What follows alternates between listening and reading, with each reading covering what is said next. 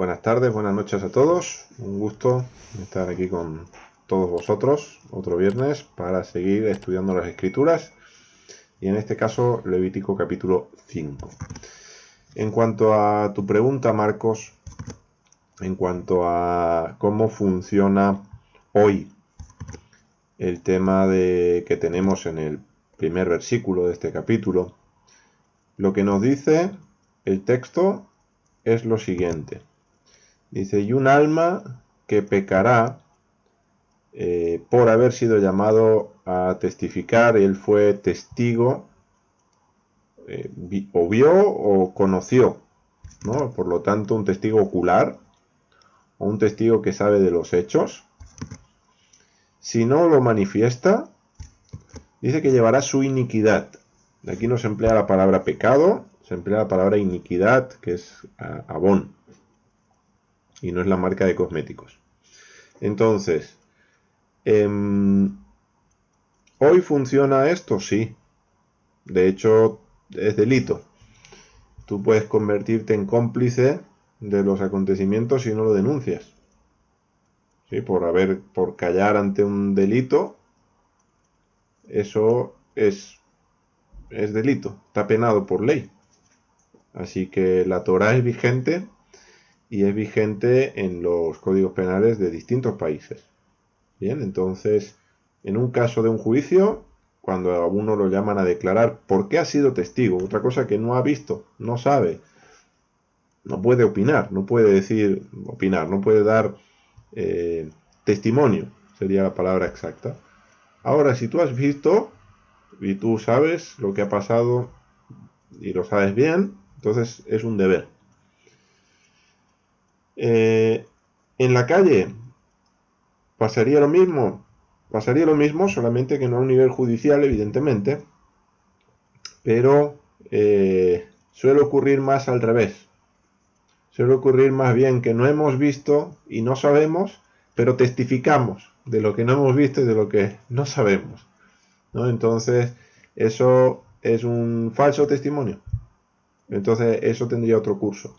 Pero sí, de alguna manera, lo que nos da el principio que habría detrás, que no solo nos quedamos con el principio, porque tiene una forma este principio en este texto, pero el principio que habría detrás es el de la honestidad, el de decir la verdad, el de confesar lo que uno sabe, lo que uno ha visto, lo que uno ha sido testigo. Y eso aplicaría a diferentes contextos.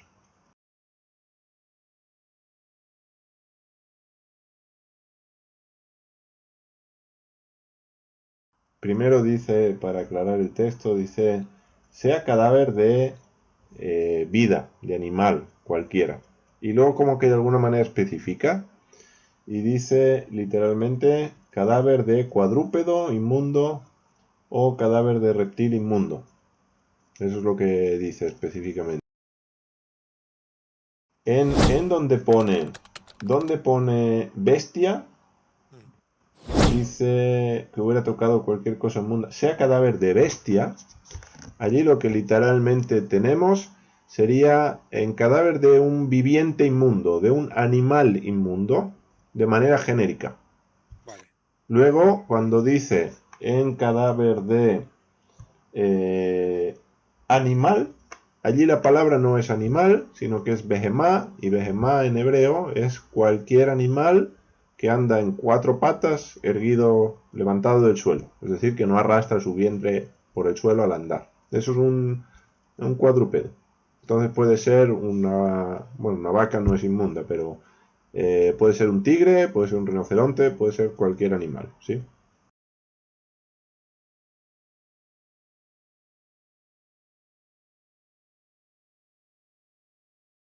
Si tocamos algún animal. Estaba mirando porque generalmente sí se habla, y estaba mirando Levítico 11 también, donde se expresa que no se puede tocar cadáver de animal inmundo. Claro, cadáver tiene una connotación de putrefacción, ¿no? Nos imaginamos así. La carne en las carnicerías, no. Ahora bien, pienso, y esta es mi parecer, si podemos no tocar nada de esos animales, mejor. Mejor. Porque es como un guardarnos. No nos queda más remedio. Bueno, al menos que esté en buen estado. Ahora, ¿qué ocurre si nos toca, por lo que sea? O sin querer. Hoy no es tan habitual porque no tenemos... no es el mismo contexto. Y tocar un animal, un cadáver sin querer, es más extraño. Pero aun cuando pudiera pasar, pues al final, ¿qué hay que hacer? Según esto, había que traer una ofrenda por el pecado. Es decir, el acto no quita que, o mejor dicho, las condiciones no quitan que eso sea un pecado. ¿Sí? Ahora, hay que traer una ofrenda.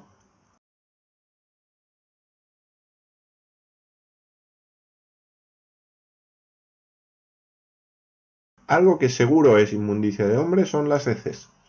Enfermedad no tendría por qué. Pues dice, enfermo puede ser, no.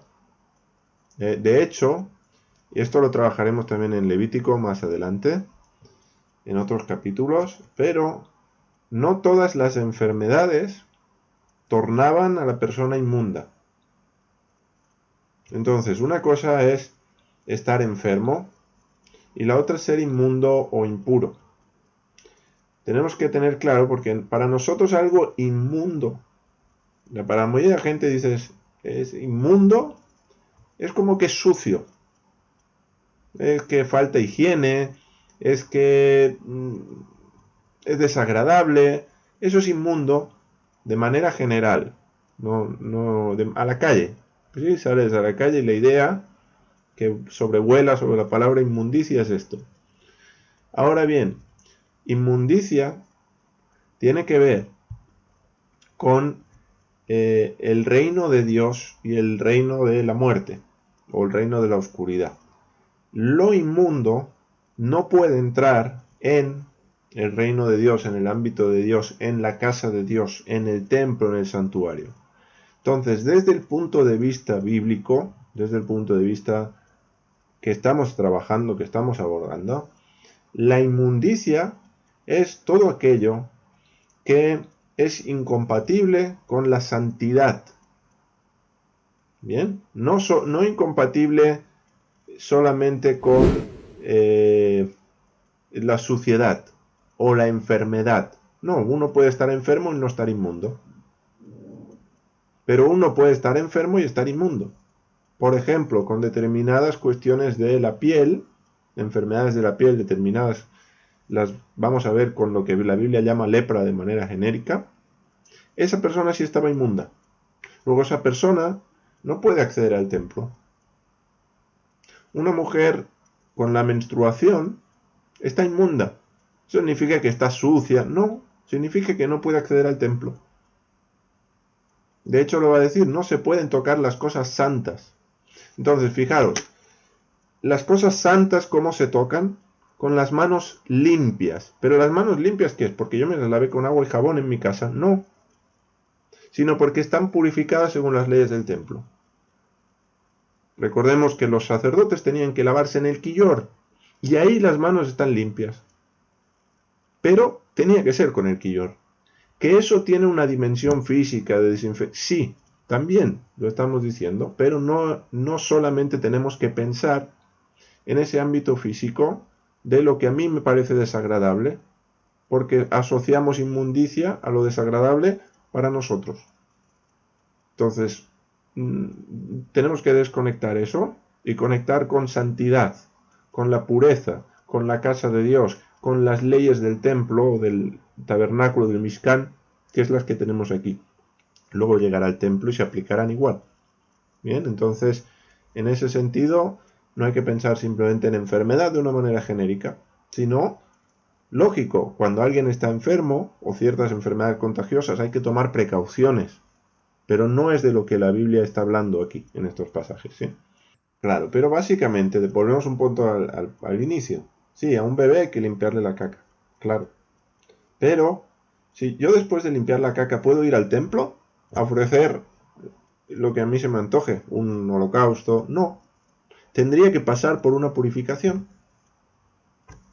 Me tengo que limpiar, pero según Dios manda, que sería un baño de purificación. ¿Por qué? Porque hemos tenido un contacto con algo que es inmundo. No hablamos de pecado, necesariamente, pero sí de inmundicia. Fijaros que, por ejemplo, ¿qué pasó? ¿Qué pasó con aquellos que sepultaron a Jesús, a Yeshua? ¿Celebraron Pesaj o no? No celebraron Pesaj, no podían según la Torá. ¿Por qué? Porque habían tenido contacto con un muerto. Y dice la Torá que si estás inmundo por causa de ese contacto, no puedes celebrar Pesaj. Entonces llegan unos, se quejan a Moisés y aparece Pesaj Sheni, es decir, la segunda Pascua. ¿Para qué? Para que todos aquellos que en la primera Pascua habían tenido contacto con un muerto, pudiesen tener una segunda oportunidad. Entonces, las personas que entierran, que transportan cadáveres, que los maquillan, que los arreglan para el velatorio, sí, son inmundos. ¿Por qué? Porque están teniendo contacto con cadáveres. ¿Eso qué significa? Eso significa que tendrían que purificarse para poder acceder al templo. ¿Sí? Entonces, inmundos, de hecho, yo no diría, no sé, nadie se me ofenda, pero por favor, pero todos somos inmundos.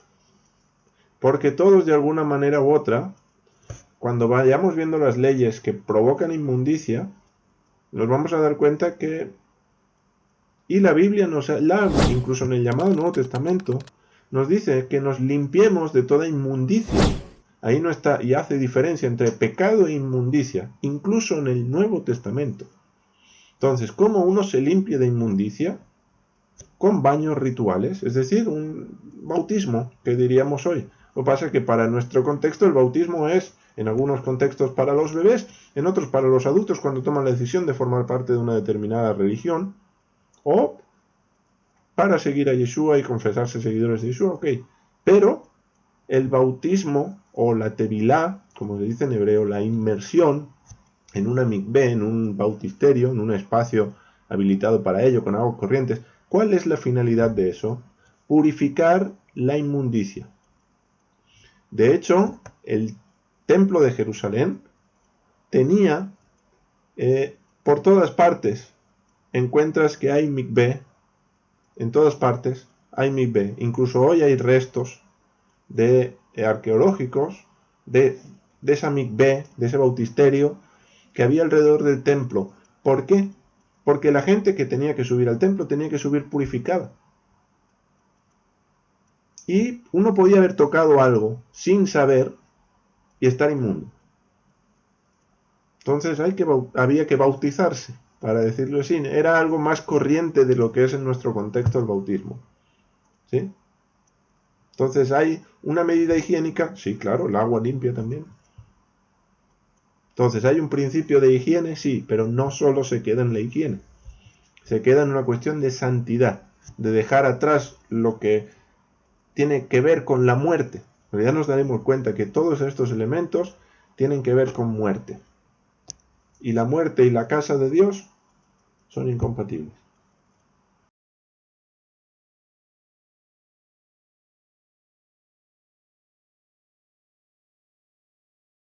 Sí, la idea se repite y cuando dice habrá delinquido, será culpable. Es el mismo será culpable que aparece en otros versículos. Se utiliza el mismo verbo. Pasa es un verbo amplio. El verbo, que además lo he buscado aposta para daros información de esta acción, que en hebreo es asham, ¿sí?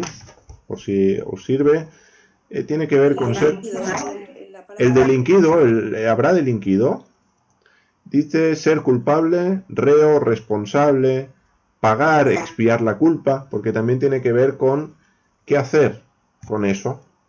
Entonces, de hecho, cuando dice traerá una ofrenda por su pecado, no dice traerá una ofrenda por su pecado, o cuando dice, bueno, en algunos versos lo dice, pero no en todos, o cuando dice que traerán expiación, no traerán expiación. Dice que traerá su culpa, traerá su pena, traerá su pago de esa culpa o de ese delito. ¿Vale? Entonces, la palabra sham igual pasa con hatat, la palabra pecado, es tanto el acto de pecar como la ofrenda que se trae para cubrir ese pecado. Y con asham pasa lo mismo. Eres culpable, eres reo, eres responsable de ese acto y traes un asham, que es una ofrenda que equivale a esa culpa. Eso es lo que el texto nos da a entender. Aquí aún estamos dentro del hatat, que es los pecados o lo que veníamos considerando en el capítulo 4. ¿Sí? Que eran, mira, lo ha hecho y no sabía que lo había hecho. Pecados por hierro. Y dice, pues cuando sea de mandamientos en los cuales Dios había dicho esto no lo hagáis y se hace, entonces va a pasar esto. Si lo hace el sacerdote, lo hace el concilio, lo hace un príncipe o lo hace alguien del pueblo. Y ahora plantea otras casuísticas, pero sigue la misma dinámica. ¿Sí? Entonces la ofrenda suele recibir el nombre, en estos casos, de Hatat y Asham, recibe el nombre del delito, de la culpa.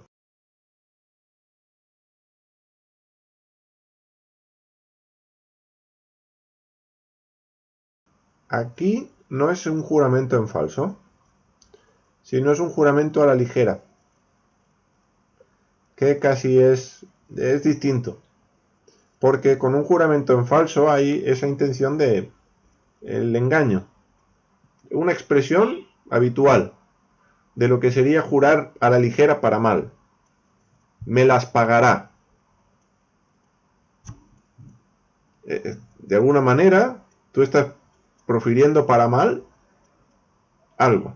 No, juro que me las pagará, pero dice, no es jura. Bueno, ponle la palabra jurar. Juro que me las pagará. A lo mejor está siendo ligero al hablar. Porque ¿qué significa juro que me las pagará? ¿Te las pagará? ¿No te las pagará? Entonces estás siendo ligero. Y si eres ligero, no cumples ese juramento. Imagina, se olvida. Se pasa el enfado. Ha sido un calentón y se pasa el enfado. Pero el juramento lo hiciste. Y juraste a la ligera. Ahora eres culpable. No, no lo sabía. Lo mismo que hablamos la otra vez que hablamos de los pecados de ignorancia. Que sea por ignorancia no exime de culpa. Exime de conocimiento, no de culpa. El ejemplo que puse de Granada. Me multaron sin yo saber, pero me multaron porque hice un delito. Ahora ya me hicieron saber, por ahí no se puede conducir. Ok, ya lo sé, ahora soy culpable consciente. Antes era culpable inconsciente. Ahora soy culpable consciente. Y es lo que trata este capítulo también, de hacer consciente al que ha pecado y decir, mira, fue pecado. Entonces, ahora que lo sabe, trae la culpa, trae la ofrenda que determina y queda en orden otra vez con la ley. Ya no debe nada, porque ha traído esa ofrenda, ¿sí?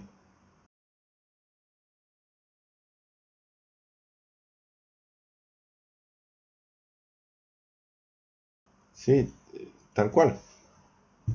Es el punto que acabo de comentar y es el punto que estuvimos viendo también la vez pasada, con Levítico 5. Tú cometes un delito, pero no conoces el Código Penal. De hecho, españoles que se sepan la Constitución, pues los abogados, los jueces, pero miles de leyes que hay. muchas leyes. Alguien que oposita, sí, igual depende para qué tiene que opositar, tiene que mirar la Constitución, pero no la tiene toda en la cabeza.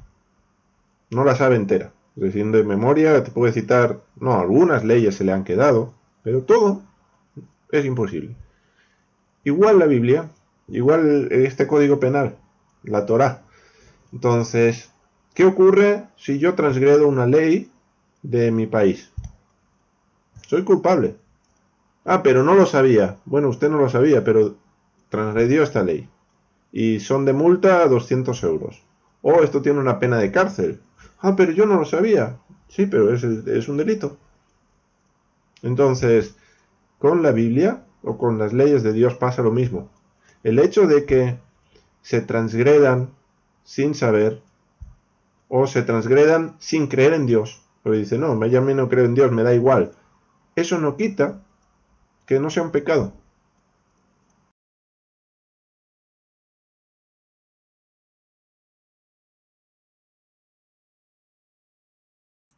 Amén. Entonces, ahí tenemos la redención maravillosa. Porque de otra manera nadie podría ser salvo. Por eso es tan fundamental lo que Jesús, lo que Yeshua hizo con su muerte. Si Yeshua no muere, nadie, y lo voy a decir de manera común, nadie va al cielo. Para que nos entendamos. Nadie se salva. Nadie. Porque todos somos culpables de una manera o de otra. Fíjate que dice Pablo en Romanos, que también estudiamos esa carta, no hay justo ni a un uno. No hay quien haga lo bueno. No hay quien entienda. No hay quien busque a Dios. Tú dices, no, pero yo soy buena persona, yo busco a Dios. Ok, pero has delinquido seguro en alguno de los mandamientos. Y el que transgrede un mandamiento, aun de los más pequeños, ¿qué transgrede? Transgrede la Constitución. Tiene una deuda con Dios. Ahora, ¿cómo la salda? Dice, ¿qué dará al hombre? ¿Qué dará el hombre? Hay un texto en la Biblia que lo dice así, no, mis citadores, por favor, si me ayudan, que dice, ¿qué dará el hombre en rescate por su vida? No puede dar nada. No puede pagar la deuda. Por eso, Yeshua, el pago de la deuda es ese. Con su muerte, paga la deuda que teníamos con Dios. Por eso nos libra de la ley del pecado y de la muerte. Esa es la maravillosa obra de nuestro Mesías.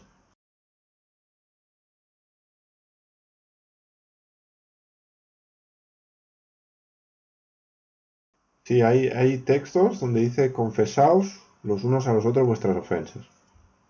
¿Y Hay no un es la texto misma por ahí. confesión? ¿Es la misma confesión? Es confesión de pecado. Otra cosa diferente es que, claro, volvemos al punto que también hablábamos ayer, Marcos, no hay templo de piedra. Entonces, no hay un templo, un edificio físico, tangible, donde ir y traer el asham o traer el hatat, que es la culpa o el pecado, traer la ofrenda. Pero que si hay, tenemos a Yeshua en el cielo intercediendo por nosotros. Entonces, de alguna manera, el hecho de no tener una ofrenda que yo traer hoy en expiación es que tengo a Yeshua en los cielos, que Él intercede por nosotros. De lo contrario, imagínate, si no está Yeshua y no tenemos ofrendas, ahora sí lo tenemos crudo. Pero, gracias a Dios, por nuestro Señor Jesucristo, como dice en lenguaje Reina Valera 1960.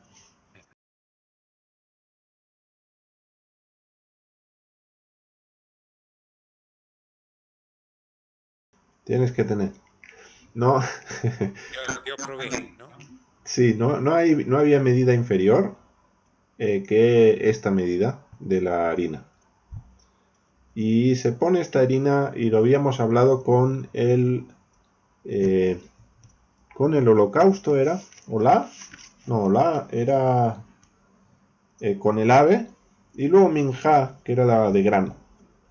Entonces una minja era esta ofrenda de harina que al final no es una gran cantidad, era un puñado de harina, no era muy grande, era la décima de una efá.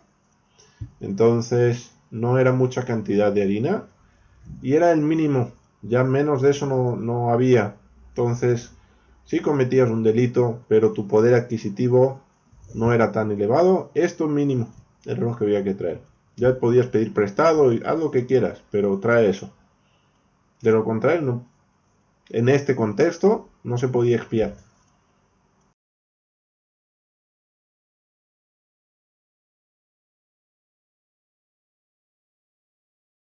Gracias, L. Son dos cosas diferentes. La ofrenda de la viuda no tiene que ver con estas ofrendas. Era para el mantenimiento del templo. Creo que es algo así. Con la ofrenda de la viuda. Aún así, claro, la viuda da todo lo que tiene, es más generosa que todos los que dan mucho, pero tienen más. Entonces, a nivel de porcentaje, ¿quién da el 100%? Pero en este caso, entonces son dos cosas distintas, ¿no? O Sí, es sea, diferente, es diferente. Son dos ofrendas diferentes, pero sí es verdad que en el Hatá, aquí en este tipo de ofrendas, que va bajando el importe, por decir, llanamente sería eso, el precio es menor. De manera que no importa tu posición social, que puedes quedar en paz con la ley. Básicamente puedes quedar en paz con Dios. Si tú tienes poco y traes la harina, no te descalifica, no es, ok, trajiste la harina, pero aún debes. La próxima vez que vengas trae la cordera. No, tú tienes poco y solo trajiste la harina, es lo que Dios te pide. Porque de alguna manera Dios lo que está dando con esto es una facilidad de que aquel que ha cometido un delito, que es culpable, que es reo, un cual haya sido por ignorancia, tenga la posibilidad de quedar en paz. Sí, es como en nuestros sistemas legales. Tú transgredes una ley de tráfico, te llega una multa, pagas la multa, ¿sigues siendo culpable? No, has pagado la multa. Ahora, ¿qué ocurre? Que en nuestro sistema tú le dices, yo soy pobre, no tengo cómo pagar la multa. Bueno, la multa son 500 euros. Ya, pero yo no tengo 500 euros. No, la multa son 500 euros. Y si no la pagas, pues te sube el recargo y aquí Dios no hace eso. No te dice la multa son 500 y de ahí no bajo. No, es la multa son 500 si tienes 500. Pero si no tienes 500 son 250. Pero si no tienes 250 son 100. O son 50. O son 20. ¿Sí? Es para poner un ejemplo. Básicamente es lo que hace aquí Dios con esta bajada de importe.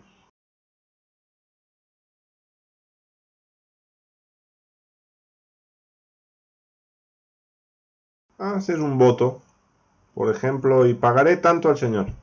Le haría los votos que se hacían a Dios. Pagaré con esto. Y en lugar de pagar con lo que dijiste, pagas con menos. Ese sería un ejemplo. Vale.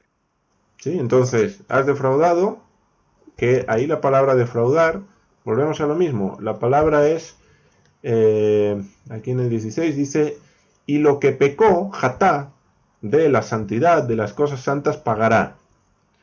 Y su quinto añadirá sobre él y lo dará al sacerdote. Entonces sí, el sacerdote expiará, ahí sí aparece el verbo expiar, y japer, sobre él con el carnero de la culpa, Asham, y le será perdonado. Entonces lo que pecó es lo que defraudó, lo que transgredió, lo que... ese es el punto. Y aparecen a lo largo de Levítico, y creo que al final de Levítico aparecen también algunas cuestiones que tienen que ver con eso. Entonces tú traes una ofrenda a Dios por lo que sea, esa ofrenda tiene que ser según. Estás estafando, estás engañando, tienes que hacer restitución.